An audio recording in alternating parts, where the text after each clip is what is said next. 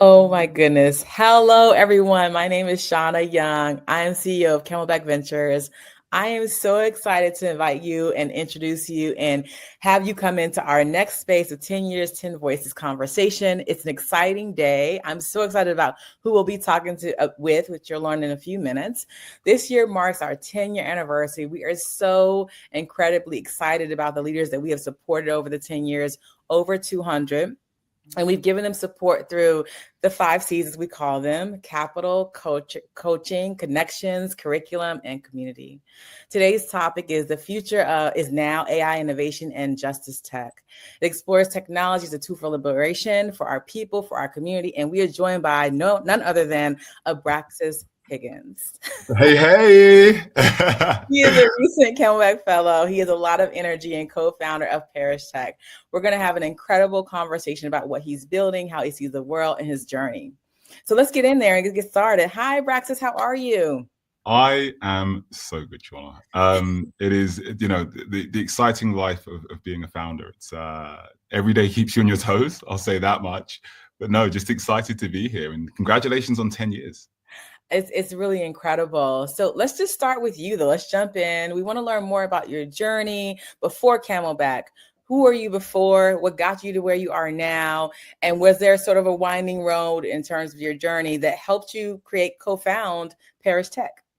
Yeah, brilliant question. So I'm actually a computer science, software engineering minor in Japanese graduate. So I come from a coding background, but didn't like it. Managed to do really well, but didn't like it that much. So I decided I would, go on Google and type in who makes the most money, because that was what I assumed, people should do once they graduate. And it said Wall Street. And I was like, well, what's Wall Street? And so I said, well, who makes the most money on Wall Street? And it said BlackRock. I was like, what the hell is BlackRock? So I applied. And after 9 interviews, I was given an internship on the BlackRock platform and innovation team.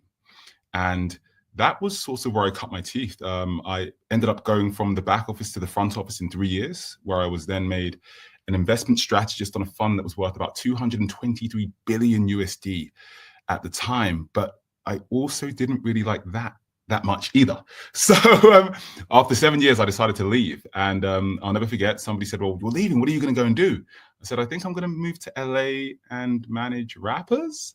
And yeah, you could only imagine, right? But that's what I did. I moved to LA. I embedded myself in the music industry, and had the most exciting time. But through that, I met my co-founder, and he had an act, or an artist, I should say, that essentially got incarcerated. And while he was incarcerated, I realized one thing: we were putting money on his books so we could survive in prison. But what he then asked for was like more. And I was like thinking, like, what are you spending money on in prison? I soon realized that it was really simple: toothpaste, clothing, deodorant. But the markups were absolutely insane. So the two questions came to mind really quickly. One, so this is what happens when somebody in your family is incarcerated. You lose somebody in your household who was bringing in economic value, whether they had a job or not. They could just stay at home and look after the kids, so you could work. So you lose that, but not only do you lose that, you go to prison with them too, financially. So the big question was this: how much money gets sent to prisons every single year via the families of the incarcerated? 6 billion USD a year, rising at about 7.5% a year. And that was the genesis of Parish. Wow. Tell us more. Now we're all in, like, you understand the problem you were solving for. What's the solution you're building? So brilliant question. One thing I realized was I thought I could change, I can code, I've worked on Wall Street, I've managed rappers. I can do this. I can dig into this system and create magic. I soon found out that it is a black box to a certain degree. It's very hard to get into. It's very hard to permeate. It's insidiously well designed, right? Give them their kudos where I can, but using the insidious word here because by nature it is not fair. So I just started making phone calls. I started reaching out to my network, and I had a phone call with somebody at Experian and kind of said, hey, I've coded this sort of weird thing that can kind of do, I don't want to give away too much, this weird thing that can kind of do some weird stuff. Surely, these payments, if they come through me, would I be able to get somebody's credit score up? And they completely laughed at me. They were like, no, right? So I then did some more research and called them back. And they said, hey, listen, really busy right now, but tell you what I'll do. I'll call you back in a week or so. Got a call back maybe a month or 2 months later. And it was a call like this. He said, hey, you're right. I was like, right about what? These payments can get your credit score up.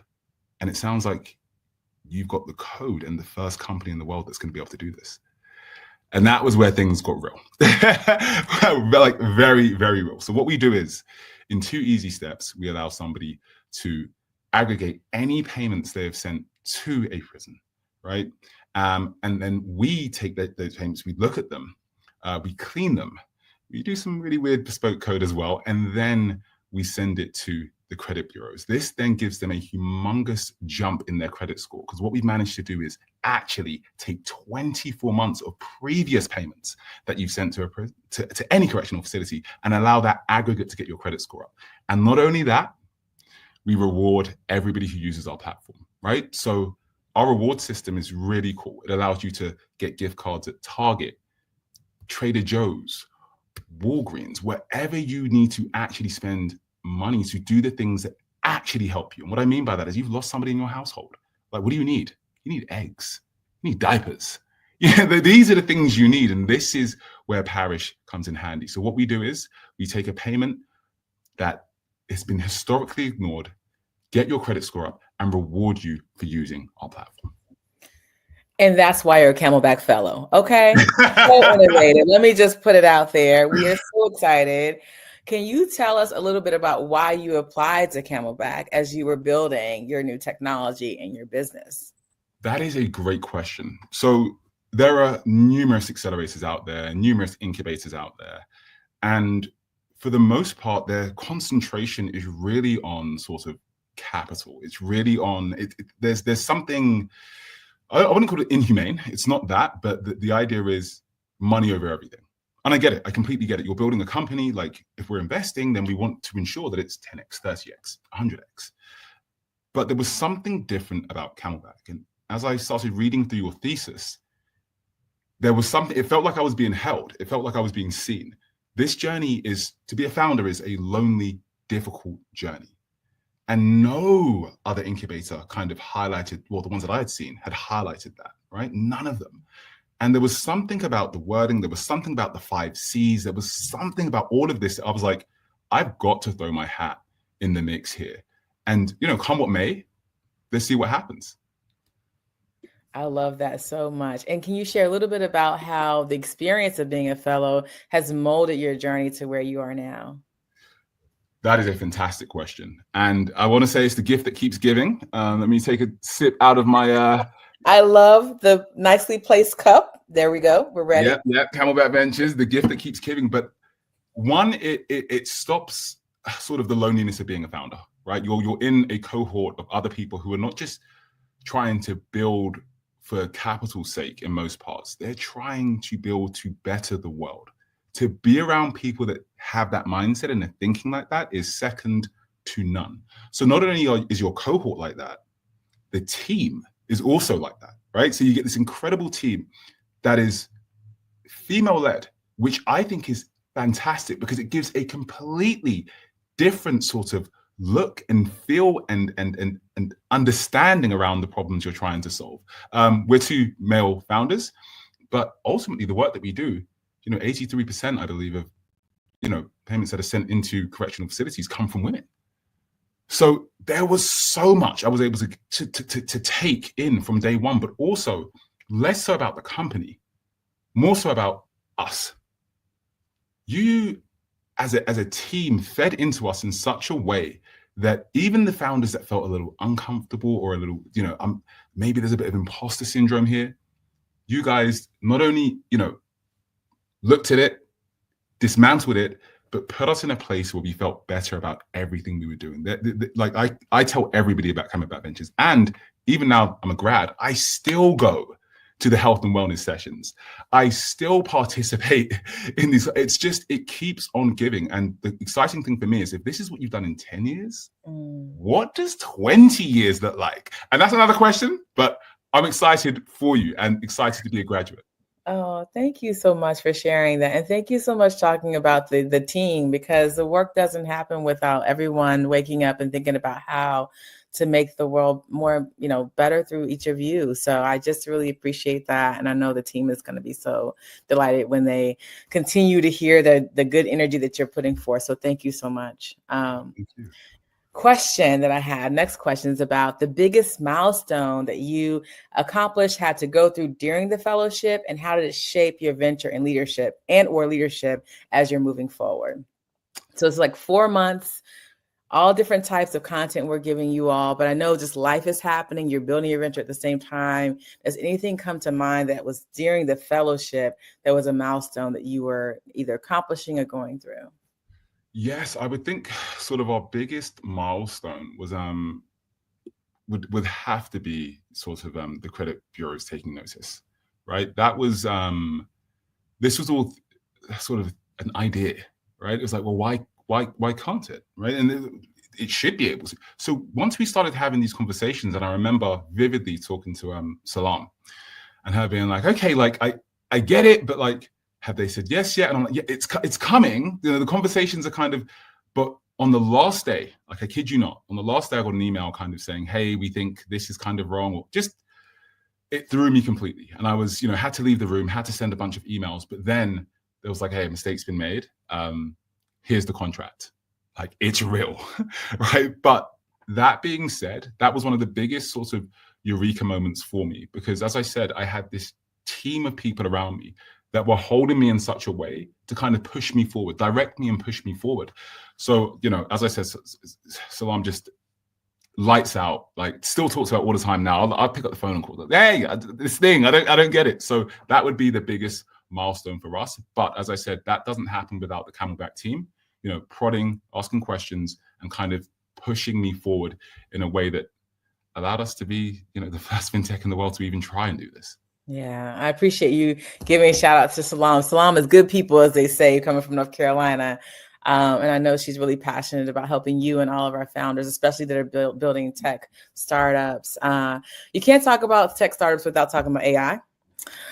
So AI is here to stay, as we know, and we want to be part of that journey. There's a larger question about how do you view and think about AI, and how you feel like other founders should be integrating it, using it to build their ventures.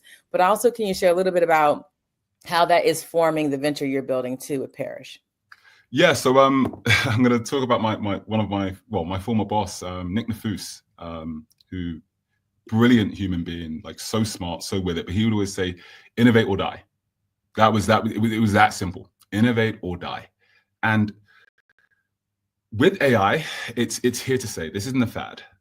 This tech is allowing me to solve problems at breakneck speed, right? It's allowing the people that are truly using it to create things they didn't even think were possible. So the big way that I think about it, and we do use AI in Parish as well in a pretty unique way, but what I will say is about AI is where I'm focused is ensuring that AI is democratized. What I mean by that is, if only the 1%, 2%, 10% people that have just gone to university are using it, we're creating an even wider gap, right? It is imperative that if you're building solutions for the people, that the majority, right? The people who are suffering, the people who are trying to make ends meet, give them access to this thing that can open up the world for them. So my big belief is that although AI is important, I believe one thing that's truly important is the democratization of AI. We have to put it in places and allow it to interact with the communities that I know I'm a part of and you're a part of too. I appreciate that. And I think we also have to change the face of who's innovating with and building through AI and with AI. So that's why we're really excited to have funded you and other founders since 2018 that have been using that technology. So thank you much for sharing that. So some advice now. What advice would you give to a new founder? As like we have applications opened up throughout the year. And so a lot of times we get the question of like, what is it? Why should I apply to Camelback? But more so the question I have for you right now is, what advice would you give to founders that are going through the challenges, the hurdles, and feel like they can't push through to be able to build their technology innovation that they're trying to build. From right now, we know funding is more limited than it used to be, and just how you build a team and how you move from a person with a great idea to a product to more of a venture. Yeah, so advice to any other founder, and I'm learning about the founder journey myself, right, in real time. But I say this all the time: just jump. You'll learn how to fly on the way down. There is something to be said about just doing the thing and just applying and being present. There is something to be said for that. Like, is it fortune favors the brave? We have to get out of our own heads. We're our own worst enemies. And if you are a founder and you're kind of struggling, I'd say, like, reach out to me. I'm always down to have a conversation. But in terms of sort of that piece of it, there's a struggle here. I do believe that as a founder, you do have to really take time to think through your problems, right? Take time to think through your problems, and a little bit of progress every day is better than nothing. Make the phone call, send the LinkedIn message. Your thing is going to be amorphous. Whatever you say you're going to build, it's going to change. What we have right now is not where we started. Let me tell you that. We had to then pivot, learn more about data, and learn even more about sort of credit scoring systems. So I would say, 1, just jump. You'll learn how to fly on the way down. 2, send messages, communicate, let people know what you're doing. And 3, fortune favors the brave. I love that. And I really love the third point. I also think about how often other founders will talk about, or sort of more veteran founders, the difference is that a founder will do it. They will build. You can get caught up in what your mind says may or may not work.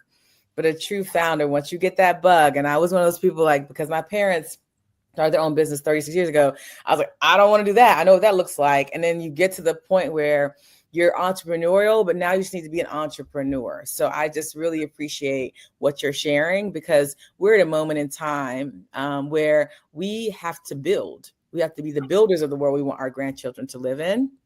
And I say this often now, is like, as daunting as it is that these systems that we've been used to working around and through are being, dismantled. They were not built for us anyway. So it's an opportunity. And so we're really leaning in at Camelback to invest more. We've increased how many fellows we had in our last cohort, even in your cohort, because we want to have more incredible founders really have an opportunity to have early capital to build their innovation. So with that said, we're at 10 years at Camelback. And so I want to relate that back to you, Abraxas, and think about how you look ahead 10 years for your venture, Parish. Like, what do you see? What's your vision for it when it comes to creating equitable access to the problem you're solving for? And then also, what are your thoughts around your vision for Camelback as a fellow now and alum? Yeah. So I'll start with Parish and sort of the way I think about Parish. And, I have a whiteboard over there where it's very sort of mad sciencey. And I believe that there are payment streams out there that are so many that are unaccounted for. Just because by nature, people just haven't thought of them as such. But these payment streams truly affect the everyday worker, the mum that's trying to put 2 kids through college, so on and so forth. Where people say, we're the bank for the invisible. What I want Parish to be is the credit builder for the credit thin and the credit invisible. There is a complete demographic in America, a whole demographic in America, I think it's 51% of Americans, it's credit thin, credit invisible, right? But to not have a good credit score in the United States of America is legal discrimination. We have to do a better job of educating people. But the thing is, we're already making so many spends. So this is like, think about the spends that we make. What's going into prisons is one of many. So without saying too much, I believe the future is bright, but we've got a lot of work to do. Yeah. Made my day so wonderful. I'm so excited about what you've done already, what you will do in the future.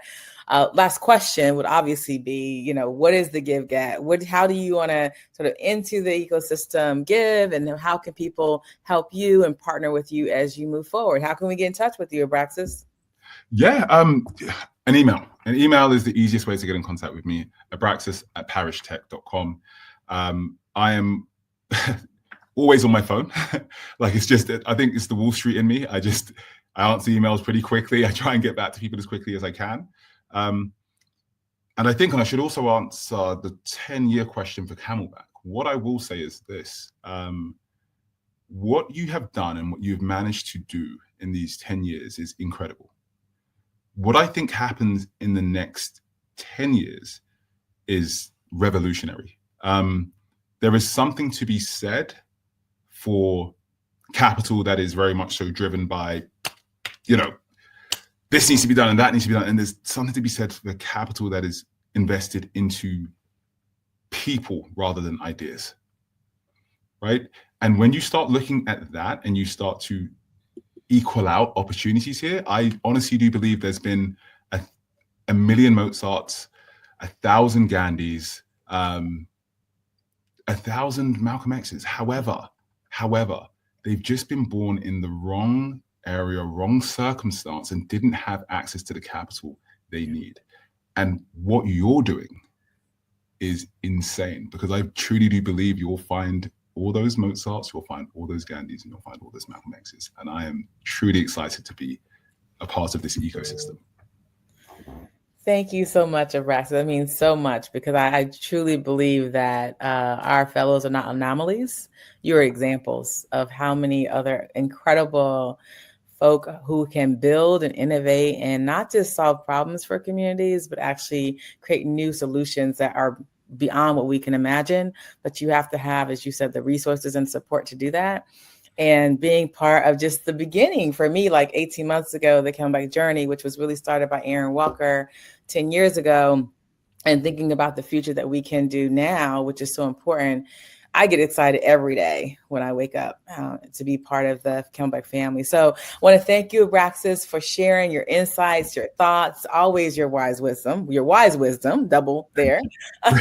We invite everyone who is watching and inspired by Camelback Ventures to really be part of our community, join our listserv, join our newsletter, follow us on social media at Camelback Ventures. And if you'd like to partner with us, please send an email, look at our website at camelbackventures.org. We would love to be part of building this collective who is going to change the world today by investing early in entrepreneurs like Abraxas, who have incredible ideas and who need continued support. So thank you again for joining us at 10 Years, 10 Voices, and look forward to seeing you in the next conversation.